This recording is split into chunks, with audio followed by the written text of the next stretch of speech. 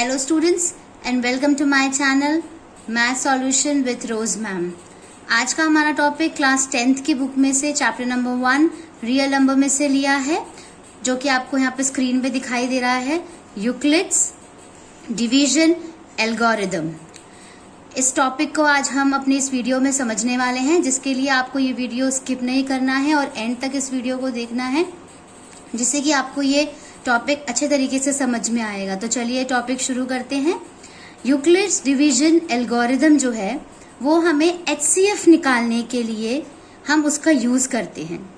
HCF आपने छोटी classes में भी पढ़ा होगा, इसको हाईएस्ट कॉमन फैक्टर कहा जाता है। छोटी क्लासेस में हम इस तरीके से करते थे कि हम कोई भी हमें छोटे नंबर्स दिए जाते थे जिसका हमें HCF निकालना होता था। सपोज अगर हमें 8 एंड 16 का HCF निकालना है, तो हम प्राइम फैक्टराइजेशन की हेल्प से हम उसको यूज करके इसका HCF निकालते थे, जो कि हाईएस्ट कॉमन फैक्टर होता था, जिसमें कि हम कॉमन नंबर्स को सेलेक्ट करते थे।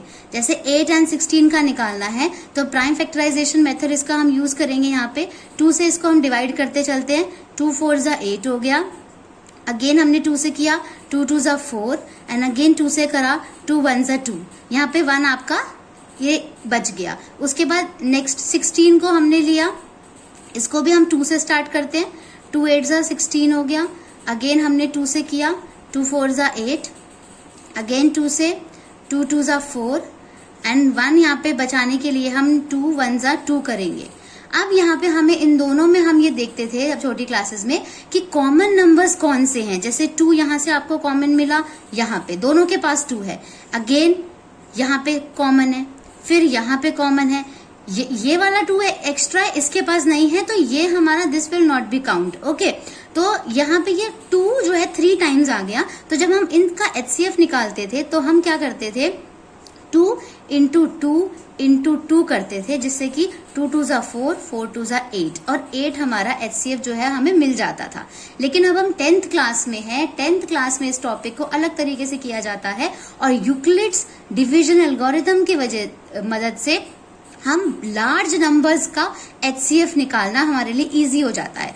सपोज फॉर एग्जाम्पल हम कोई भी बड़ा नंबर लेते हैं। हमने ले लिया, मान लीजिए 135 एंड 225 ले लिया।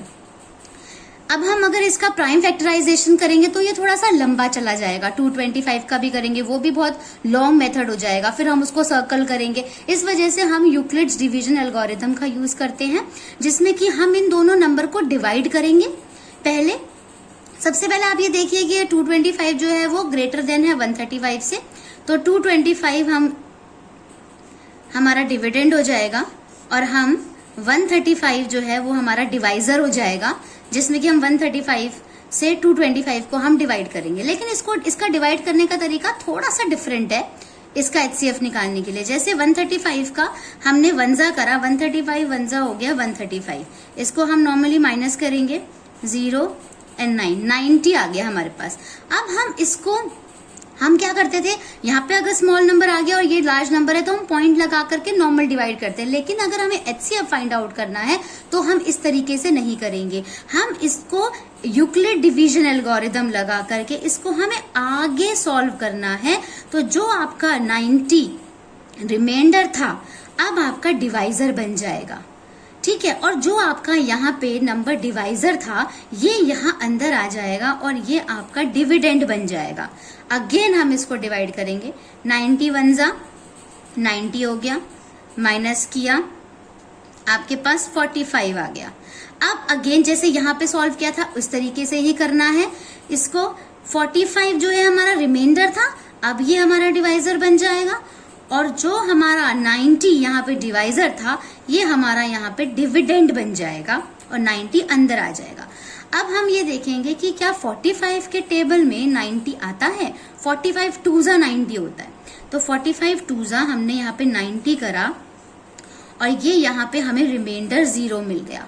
तो अब आप यहाँ पे इस तरीके से इसको समझेंगे कि आपको डिवाइड करते चले जाना है, यूक्लिड डिवीजन एल्गोरिथम आपको यूज करते चले जाना है, और एंड में जब आपका रिमाइंडर 0 आ जाएगा तो वहां पे ये जो डिवीजन एल्गोरिथम है ये स्टॉप हो जाएगी, हमारा प्रोसीजर जो है वो स्टॉप हो जाएगा। और जो हमारा लास्ट जो डिवाइजर बचेगा, लास्ट डिवाइजर हमारा क्या है 45। तो जो हमारा लास्ट जो ये डिवाइजर बचा है ये ही हमारा आंसर होगा। इसका मतलब जो HCF है हमारा वो हमारा 45 आ गया। अब इसको लिखने का एक तरीका होता है, ये तो हमने आंसर निकाल दिया 45। अब इस एल्गोरिदम को लिखने का एक तरीका है, उसको लिखने के लिए हम क्या करते हैं, dividend is equals to divisor into आपका क्वेश्चन आता है, और फिर प्लस में हम रिमाइंडर कर देते हैं, रिमाइंडर। तो ये आपका ये इस तरीके का जो है आपका ये फॉर्मूला है। इस फॉर्मूले में हमने जो ये सॉल्व किया है सम, इस फॉर्मूले में हम इस सॉल्व ये जो सम है उसको पूरा का पूरा पुट करेंगे। सबसे पहला जो हमारे डिविडेंड था वो 225 था, तो इस डिविडेंड की जगह आप 225 लिख देंगे। डिवाइजर जो था वो था 135, आपने 135 लिख दिया, मल्टीप्लाई लगाया, क्वेश्चन जो था आपका वो 1 आया था, प्लस रिमाइंडर जो आपके पास बचा था वो 90 था। ठीक है, अब इसके बाद इसको आगे सॉल्व करेंगे। अब आगे में जो आपका 90 जो रिमाइंडर था आपका वो आपका डिवाइजर बन गया था, तो आप डिवाइजर की जगह 90 लिखेंगे, डिविडेंड की जगह आप 135 लिखेंगे, इनटू क्वेश्चन आपका अगेन 1 था, 1 लिख दिया, और रिमाइंडर जो था आपका वो आ गया आपके पास 45। अब इसका नेक्स्ट स्टेप और है, क्योंकि ये 3 स्टेप में आपका ये प्रोसीजर पूरा चला है, तो इसका लास्ट स्टेप हम लिखेंगे जिसमें हम डिविडेंड हमारा 90 है, यहाँ पे देखिए, इज इक्वल्स टू डिवाइजर हमारा 45 है, मल्टीप्लाई बाय क्वेश्चन हमारा 2 है, प्लस अब आपका यहाँ पे रिमाइंडर बच गया 0। रिमाइंडर 0 होने के बाद ये जो है आपका ये खत्म हो जाएगा, ये हम स्टॉप कर देंगे इस मेथड को आगे, और ये आपका ये पूरा हम इस फॉर्मूले में पुट कर देंगे। उसके बाद हम लास्ट में हम ये लिख सकते हैं कि जो HCF है हमारा वो लास्ट का जो डिवाइजर होगा वो हमारा HCF होगा, जो कि मैंने आपको बताया है यहाँ पे। तो ये यहाँ पे जो है ये इस तरीके से खत्म नहीं होता, आपको ये जो है पूरा लिखना जरूरी है इस मेथड में, और ये मेथड आप एंड में आपको ये आंसर यहाँ पे शो करना है कि जो है आपका HCF है ये 45 है। तो किसी भी कोई बड़े लार्ज नंबर्स हैं, 2 लार्ज नंबर्स है, 3 लार्ज नंबर्स है, तो उनको इस तरीके से ही आपको उसका HCF निकालना है यूक्लिड डिवीजन एल्गोरिदम को यूज करके।